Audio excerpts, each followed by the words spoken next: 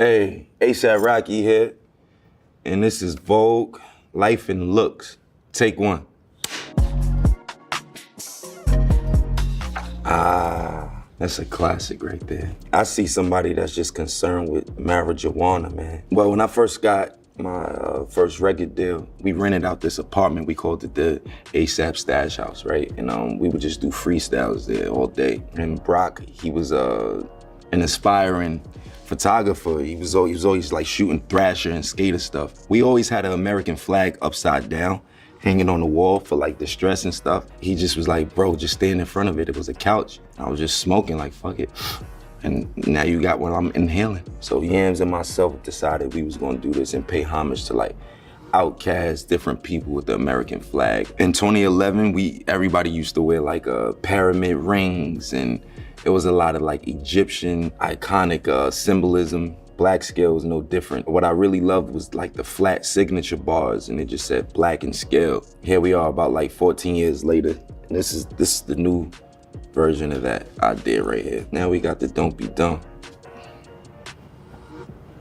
When it came to pesos, we actually hired Apteen. He's a phenomenal director. We just couldn't afford anybody to actually shoot a video for us because we was up and coming and unknown. He agreed to fly out to do it for cheap. Granted, it was about 14, 15 years ago, but I hated the idea that he came with. I was like, bro, listen, you gonna just basically capture what feels like a day in the life. You know, just follow us, watch us when we chilling on this block, that block. So he chilled with us for a few days, just captured what we do on a regular. And in between that, I would just do performance scenes, so it just felt real organic. This picture is a screenshot from The Fashion Killer that Virgil Abloh directed along with myself back in 2013. I just liked rawness and just anything that felt like authenticity. I just hit up the flyest chick I knew. I was like, yo, Riri, what's good? You wanna do this video with me? I got the perfect song. It's called Fashion Killer. I'm basically talking about you. I drop your name in and I ain't even have to say all that. She's like, gang, I got you. She knew she was my boo back then too. I'ma come clean. Working with Virgil was easy. We were kindred spirits. I think that him being in the position he was in, it was inevitable for him to do great things. This is one of those things, and I feel blessed that I can actually say that, and I got to work with him. LSD 2014. We shot this video in Japan, Tokyo. We was in Shibuya. I was just walking through Tokyo and all the colors were vibrant and coming at me and stuff, and it was heavily inspired by Into the Void. And we just try to recreate our version of that. And I'm rocking the Drees Zip Bomber. I also got on an undercover t-shirt tucked in to a pair of Raf Simons denims, a Chrome Hearts belt, one of one Alexander Wang boots that I wore too much back then because I used to love them boots. This is 2017. This is at the Dior show. While Chris Van Ash was still the creative director for men's, he invited us out there. From there on, we developed a relationship. We supported his shows, his collections, and showed up, and he supported us as well, and it was just very organic, man. Rihanna and myself, we were the first black people to be the face of Dior. I'm blessed truly, and I'm a fan of everybody who predates me in my career. I'm just blessed to be in this environment. You know, it's truly a blessing, and I don't ever take that for granted. Oh man, y'all play too much. I ain't gonna lie, they roasted me on the internet for this, but this outfit was kind of fire if you think about it. Nah, I was wildin'. All right, so this is 2017. So I remember years by outfits. You could tell me, yo, remember that day we went to the store and what did I have on? When you tell me, I'll remember. This is a crazy outfit, and I gotta explain myself right now. This is nuts. All right, so this is a Balenciaga Puffer Bubble Life Jacket. For the life of me, I don't even know why I bought this, but I was driving to Milan, and we was driving past the Balenciaga store, and I saw it, and I knew that I had those funky yellow Gucci pants right there, and I was just like, you know what, that'll match. That's my Flavor Flav era right here, you know what I'm saying? Like, it was tacky but fly, you know what I mean? And those are some Prada shades that I had got from the outlet. That's a Gucci sweater from Alessandro, and those are Gucci windbreaker pants, and those are some really long Gucci socks on. I don't know what the fuck is going on with this outfit, to be honest with you. Can we turn this fucking page? My man Matt did his thing this day. All right, so look. All right, so this is 2018, and this is New York City Calvin Klein Raf show. This is a oversized cashmere sweater, Calvin Klein like Parker jacket, with just different multicolored layers and different furs. Like this parka was sick. You know, this is one of my favorite like collections of Raph at Calvin. What I like about Raph is the significance of what he meant to me and my crew. A lot of his collections it dealt with like the growing pains of becoming a teenager and transcending into an adult. So a lot of his collections dealt with like rebellion. We were rebellious, we were rebels when it came to fashion because we kind of like, we colored outside of the lines and we kind of made our own rules. Check this handsome fella out, get a load of that guy.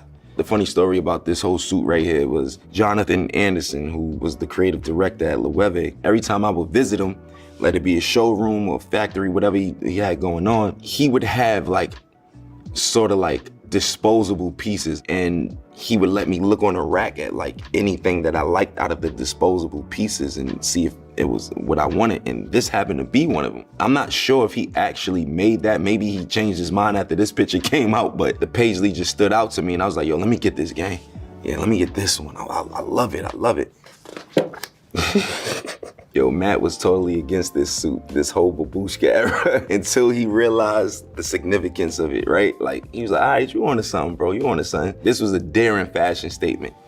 I chose to embrace, you know, being a grandma's boy. Got my babushka on, got my nice Gucci suit on. This is 2018. And this is at the Gucci LACMA in Los Angeles, California. Yours truly with the babushka on at the top, you know? I'm a firm believer in like, you can't really use clothes as like masculinity anymore. I think those lines are blurred as well, so I like to play with that. And I thought it was unfair that guys couldn't wear a silk scarf on their head with glasses. How come only women was limited to that? Fuck that, we stole it. Give people just a different outlook on something, you know? Make people think for a second like, that's kind of cool what you did there, you know? Right? We should be able to wear glasses with silk scarves, man. Shout out to Amon, this is Vogue. This shoot was amazing. I remember it being really hot and we were on the beach and these motherfuckers made me put a puffer on. I was sweating bullets that day. I was just like out all night the night before. I left straight from like the club. I had went to a hospital for a little bit and then I came straight there to my shoot. And when I got there, Kitty Cash had the music popping, the vibe was right, Amon had good energy. I mean, Matt was in a good mood for a change. Pictures came out dope though, right? They look fire, right? Why you did the one where my leg is all like I'm fixing my pants? You could have showed the one where my swag was on 10. Don't do me like that, bro. This is one of the best fits I ever did. 2019, this is the Clive Davis Grammy pre-party. Well, this is 2019, ain't it? As you can see, I got the good pearl rings on, nice manicure. Yeah, I was just basically telling like, I'm the best video director ever. The Grammys need to give me a Grammy for all the videos I did in the past that I didn't win for. I think they need to go back and just, fuck it, just give me Grammys for them, because I think I'm the best video director. Yeah, I said it. I love this one. This is the Loewe Show 2019. Jonathan Anderson gave me some of the coolest fashion advice, you know, in my time.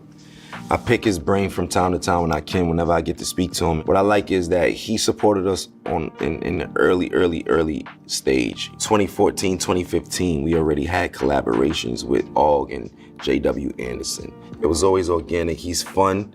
He's crazy as shit, as you can imagine.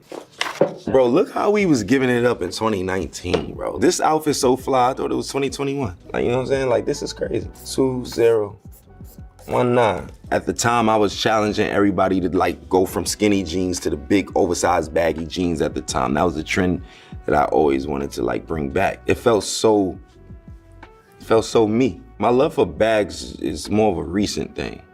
You know, I've always had bags, but now I actually have an incentive. It's not a purse, it's a satchel, but you can call it a merce, whatever floats your boat. We got stuff to put in bags. I shouldn't have to carry around my phone, my brush, my comb, my chapstick. Like, nah, put that in the bag. Look at us now. Fellas, we holding it down with our merces and our satchels, you know?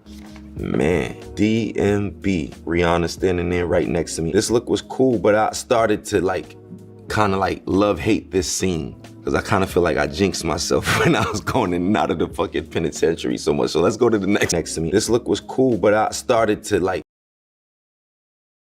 because I kind of feel like I jinxed myself when I was penitentiary so much. So let's go to the next one. 2, 1, I'm gonna tell you how this all played. You know, go to the ERL showroom. The designer had a couple of clothes pulled out for, you know, me and Matthew to check out. And on the couch was just this beautiful Captain Crunch looking quilt. And it was just like calling me. I was like, all right, this is cool and all that, but what's up with that quilt, bro? He's like, oh, okay, we could talk about getting you one, but look, here's the big, nah, what about that quilt? And the significance of us popping off such a new designer like that, supporting them and wearing them to somewhere like the Met Gala and putting them in the avant-garde space, I think was so phenomenal. I think that the quilt was an exceptional piece to it because it just shows some type of humility. I'm cozy as shit, so we go how we go. If it was up to me, I'd have kept the quilt on all night. Thank you for making Black excellence the theme of Met Gala this year. I'm so glad to be a part of it, and the timing is perfect. You know, where I am in my elevated style and my preference right now is very evolved. It's very much embodies, encompasses me as who I am, and it's very period. And it's been a very, very long walk up the hill, but here we are at the top, and I'm so glad. Like I said, I'm so blessed and I'm happy. This is the reveal of our pregnancy 2020. All right, January 2022. Don't let my girl see this, because that's fucked up. My girl, even though like she's from Barbados, she looked like a Harlem chick to me right now. She looked like she from the BX. She looked like she braid hair on the weekends. My girl, she rocking that pink with them denims, and she got her jewels just going, and she looks so pretty and happy, you know? We were in Harlem, New York City, and we wanted to reveal that we were having a child, my first child, RZA. We're human. Every now and then we need some type of privacy. I appreciate the fact that there were no leaks of this. We were in Harlem, New York City, and we wanted to reveal that we RZA. We're human. Privacy. And people allowed us to give them the information. She thought it would be the best place to do it in my hometown, and right after this, we went a few blocks to my grandma's house, ate some food, and fell asleep. Okay. Nice. This is 2022. I think Virgil was special because his influence, his inspiration, it's vicariously living through all of these kids today. I love the fact that he kicked down doors for a lot of people. For a long time, it was almost like, you know, our culture wasn't really acknowledged, or it was always like a secondary kind of thing. Him leaving his print in history was very significant. Now we actually have a Black musician artist that is the head of Louis Vuitton Men's at this current moment. Virgil was always giving. He'll give you like the shirt off his back, especially if he designed it. You know what I'm saying? Creativity was always key. It was always first. And my morale is just like that. I put creativity first above everything. You can't compromise creativity. And he was one of those kind of guys that actually advocated for that. Virgil meant, he means the world to the world. And I can only assume. And for me, we love him, we miss him, and rest in peace, you know? Yeah. Why my son cheesing so hard though, like baby RZA cheesing? This is 2022, right? This is 23, right? You bullshitting. What the fuck did I just do? What did I just do? I think becoming a father helped me just get my dad swag bag. I'm really on that. That's what I do. I'm on that dad swag. I love it. It stepped me up, honestly. Like, I could justify doing things like not going to the club or just leaving after 5 minutes and shit like that, doing old people shit, you know, just for the sake of it. I act tired and I don't even be tired. My back hurt. Let me sit down. Dad swag on full. And they can't fuck with me, man. It was the first photo shoot we did with baby RZA. And he was delighted and thrilled to be there, as you can see. I'm an idiot. It literally says March 2023 right here, man. This is crazy. I love this. I fuck with Carl. I liked his elegance. And sometimes I just be embodying that spirit. Was just paying homage to his look at one of the shows that he did. We kind of wanted to exaggerate the kilt a little bit so it could feel more grand. I was just like, man, I'm going full throttle today. Like, We're gonna do one glove. We're gonna do some Michael Jackson shit. You know, we're gonna have all of the belts like Carl on some Taz Arnold shit. This outfit's a lot going on, but it's actually well put together, yo. This is dope. This is when over-accessorizing goes right. This is how you do it. There was a moment where you jumped the fence. Can you talk about that? Why were you there? I was trying to get into my room. I was gonna be late for the Met Gala. I was trying to get in my room, and this poor young little lady, man, I didn't even know that I messed up her glasses.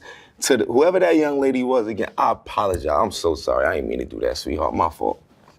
This is pure buffoonery, and I love it. You got the all Pave Natio pearls in the head, Pave Natio pearls on the glasses. You got the pearls on the neck. You got the Pave Natio AK-47 ring, all American Sabotage bulletproof vest t-shirt on with the Pave Natio riot belt buckle. That outfit is a fucking 10 out of 10, my friend. I come from a place where it's just like, you get a ticket for sagging your pants and they could just stop you, and that's probable cause. So this whole stop and frisk, like, law just started getting out of hand. I kind of wanted to make a mockery of that. Imagine a police officer wrongfully pulling you over for sagging, but your jeans are just made like that, right? Can't lie, my skin glowing right there. This is probably one of the most happiest moments in my life. Just to see all the models just, you know, come off the runway from a collection that we all worked so hard on. Everything happened exactly how I wanted it, and that never happens, you know, most people could tell you. For my first show, I was so pleased and satisfied with how everything turned out. Stay tuned. We got something really, really special coming up in the works right now. All of these things that are happening to me right now, I've been praying on and working on for a long time. To be on the cover, shooting where I'm from in Harlem. I'm the first dude to bring Vogue to Harlem. That's crazy. That's nuts. That's all I gotta say. I ain't got nothing else to say. Thank you. Yo, Vogue, it's the prettiest motherfucker ever. Your boy, ASAP Rocky, and I'm signing out. Thanks for having me.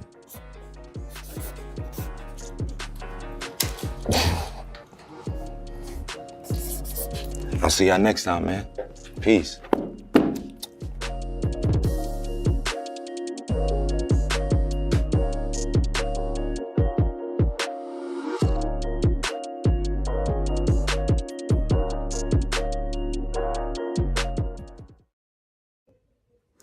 Hey, what's good, y'all? Change of scenery. I'm in my room today. I was gonna make this video tomorrow after work, but I figured I'd just do this shit now because I felt like talking about it now.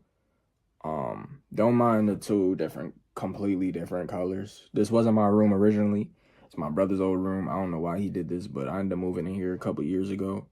And I don't feel like painting this motherfucker. But anyway, if you could tell by the title of the video, weed, bro.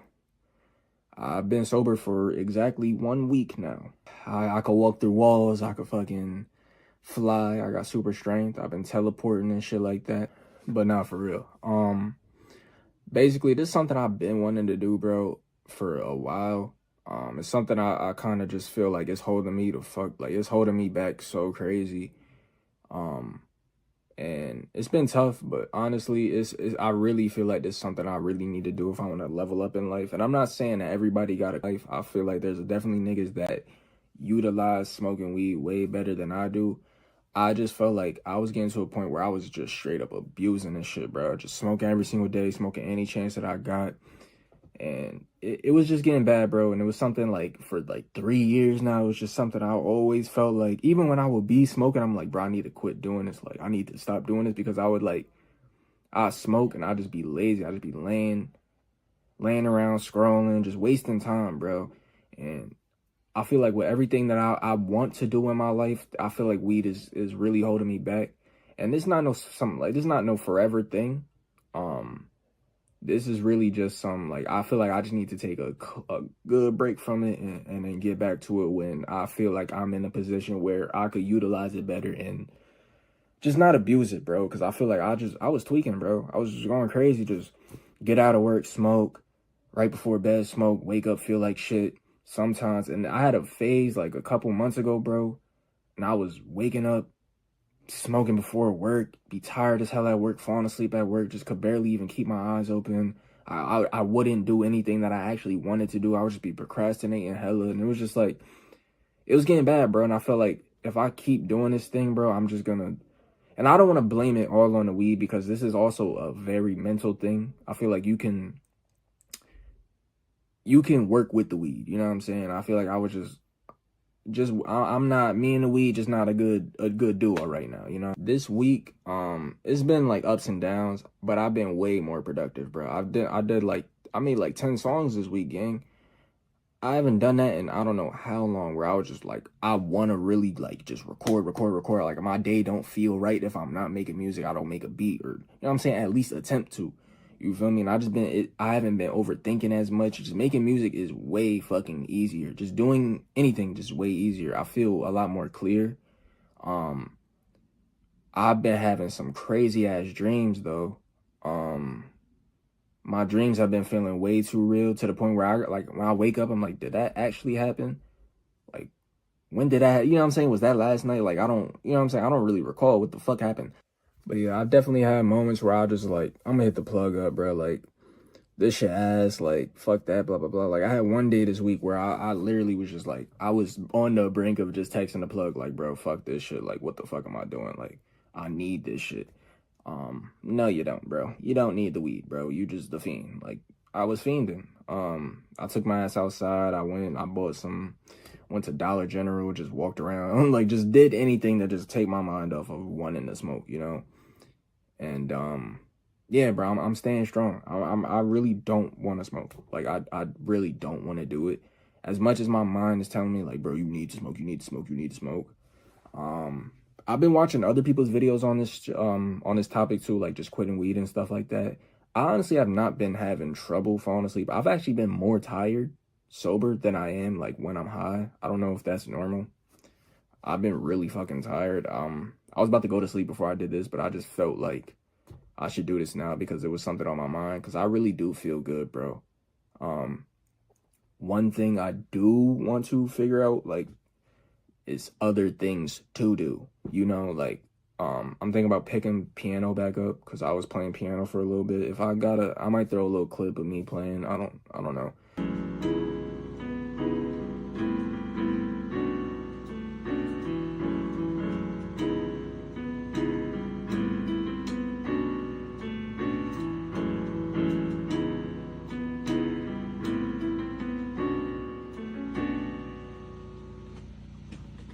I'm not good at all, but it's something to do.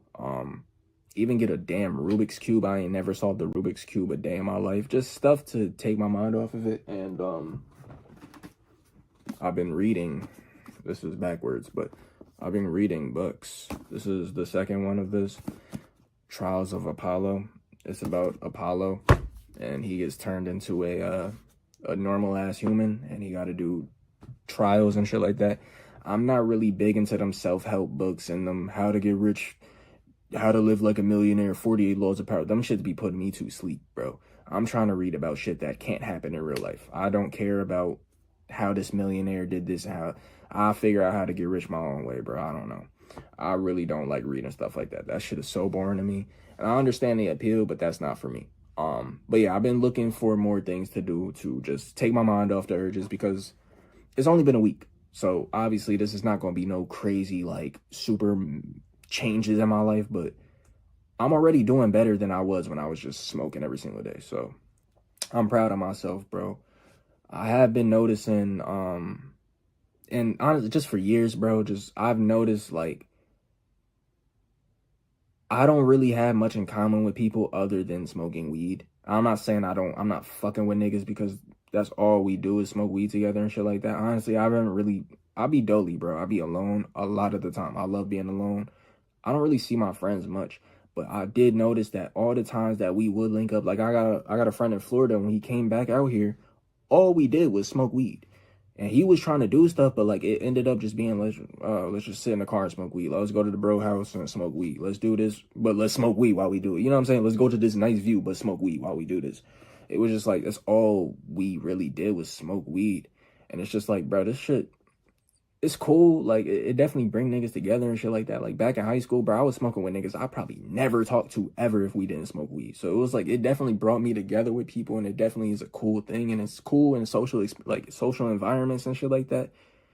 But this shit just like, it's getting to a point where I don't even need this shit no more, bro. It's more of just like a want, you know? It's something that I would want to do again. But bro, I find something I like, I will do that shit to the maximum. And weed was the perfect example of that for me. If I find a game I like, I'll play that shit till I'm burnt the fuck out on that game. Like, it's just anything, bro. I find something I like and I'll do that shit till I'm burnt out completely on it.